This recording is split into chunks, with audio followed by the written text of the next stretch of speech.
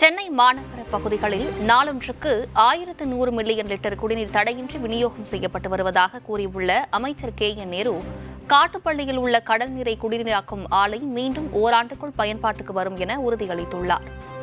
சிறப்பா இருக்கு. சென்னைக்கு உள்ளது எப்பவுமே தளபதி முதலமைச்சராக பொறுப்பேற்கும் போது 900 MLD கொடுத்தோம். இப்போ 1100 MLD தொடர்ந்து கொடுத்துட்டு இருக்கிறோம்.